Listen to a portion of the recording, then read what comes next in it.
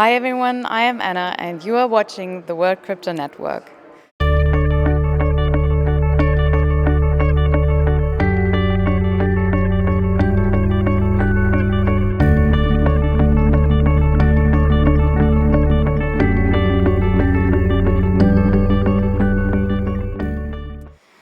It's the second day of the Inside Bitcoins conference in Berlin and I am here with Aaron from Bitfilm. Hello Aaron. Hello, it's a pleasure to be here with you.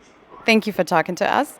Aaron, for those who don't know your company, please tell us briefly what you do. Well, our company is called Bitfilm, and we do short films, promotional videos, explainer videos. Those short films, usually animated, not always, most of them animated, that companies use on the homepage to explain their product or services. And it happens that most of our clients are Bitcoin startups, not all of them, but many. Because we know a bit about Bitcoin. I'm a lot of Bitcoin conferences, so people like the films that we do, and they come to us. And they also know that they don't have to explain Bitcoin to us, only the specific thing they do. And yeah, that's fun. We like to do that. Can you name a few examples of whom you've made a film for? Well, the first Bitcoin film we made was for Bitcoin Germany, with that German professor with no humor and this robot, and they all speak with heavy German accents. And we did films for the Mycelium wallet and this little tool to do safe paper wallets, and for Colored Coins and K&C Miner and many Bitbond. Yeah. I think we did like 12 or 30. For the Book of Satoshi, made an ad, and we had a voice of Satoshi in it. We didn't have the image, of course, but he sent us a sound file of the voiceover, the real Satoshi. You believe me? I gotta think about that. Maybe we'll do a little research. No, that sounds awesome. And yesterday you also gave a brief talk here, and you introduced a new project you are working on. We are very curious. What's going to happen in your new project? Yeah, it's a quite ambitious project because it will be a full-length feature film made for the big cinema screen, TV, DVD, and a real film, not a short 1-minute commercial, but a film where people really go into the cinema or download it for cash. And it's not a documentary, because there are so many documentaries about Bitcoin, which is great, and I like them. There are two problems with documentaries. Bitcoin's moving so fast that when the film's ready, usually it's already old.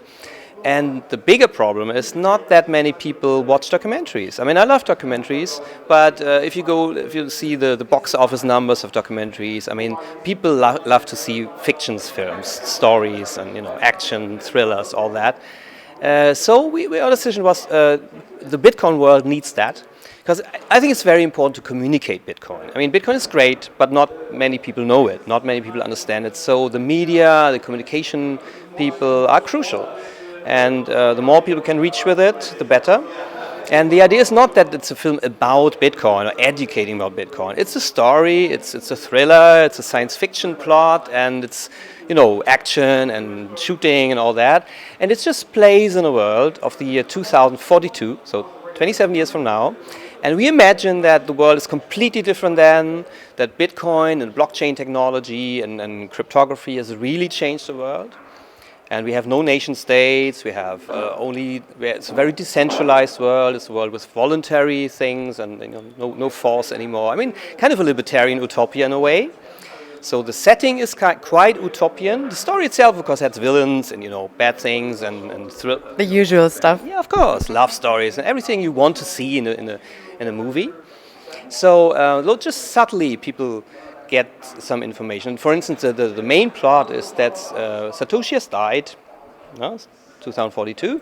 He has died. He's left his last will, and of course, he has a gigantic fortune because every Bitcoin is now worth, I don't know, $1 million or something, and he has mined all them, and he kept them, and he wants to give all the Bitcoins to make the world a better place. But he doesn't want to decide about the details because he had a brain disease in his last years. He just named a board of 7 trustees. And those trustees are supposed to decide what happens with these gazillions of Bitcoins or worth of Bitcoins that he has left. And they all have a part of the key. So it's a multi-sig thing. The one thing that people learn, there is something like multi-sig. So, and these 70 people have to come together, or maybe 6 out of 7, I don't know. But the problem is, one of them is not a real trustee. I mean, that's one lesson from Bitcoin. You should never trust people. So one of them is a bad guy. You need a bad guy in the movie. And he wants all the part of the keys for himself and wants the whole money, and obvious. So, and he wants that to do that by all means. So the film starts with a murder. So one of those 7 is murdered, and some more get killed, and some more get whatever. Yeah? And there will, of course, be lots of surprises and adventures and strange things and everything. I don't tell the story now. It's actually a very simple plot in a way. It's like, a treasure hunt. Yeah? If it's 7 rings or 7s or whatever, it's something that you know, which is okay. I think all successful stories are pretty simple and in a way learned.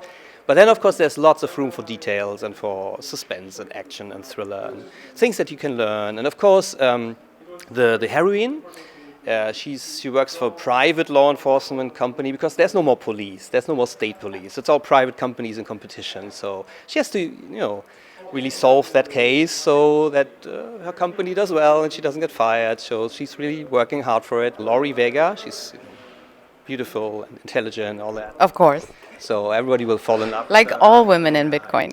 Yeah, exactly. We're casting for it. Maybe you can help us in casting. Maybe you can do some Bitcoin Mädchenabend and we look for the heroine of a film. We could do that, yes. Can try. Okay. More questions? Well, that definitely sounds like a movie I'd want to see, and I think I could imagine that a lot of people in the Bitcoin community would enjoy that. It sounds awesome. Yes, but that's okay. But that's not what we want. We want people outside the Bitcoin or future members of the Bitcoin community to watch that. That's the most important thing. Maybe they don't even care who's that Satoshi guy and Bitcoin, whatever. They just want to see that great story, and then by watching that film, they hopefully get interested. That sounds like a really good concept. I think, I hope it's going to work out well. So if we want to follow up on the project and on the progress on the project, because right now it's more, as you said, an idea, there's not a cast yet, you haven't started any filming yet. Where can we follow up on the project? As you said, the biggest problem in making a film, having an idea is easy, yeah? And making the film will not be easy, but it will be fun. The biggest problem is getting the money, getting the funding. That usually takes a long time. And the good thing is there is a Bitcoin community. There are people who are willing to maybe also to invest and maybe give a little bit of money or maybe more money. So we definitely want to work with investors from the Bitcoin community. And already here, when I gave that talk, several people approached me and said, yeah, cool project, let's talk about it. So in the first round, we want to speak with some whales, like big guys who have mined in 2010 and have lots of Bitcoins and say, yeah, this is a cool project, I give you whatever, 100 Bitcoins, I want to be part of it. And of course, they will get a profit share, they will have a say in the process. If they want, they can have a cameo appearance in the film. So that's for the big guys in the beginning. Because the next step would be crowdfunding.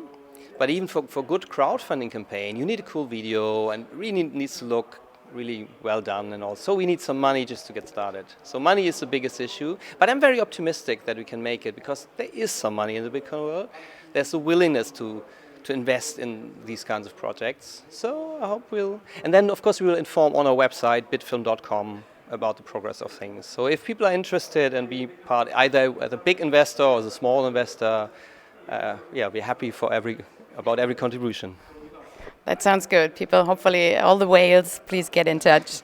You got a rough estimate when approximately the film, when do you plan the film to be ready? Well, if everything works really, really well, we want to shoot it this winter, which is this summer in South America, because we want to do it in Argentina. Because we have a really low budget, like only $2 million, which is really not much for a film like that.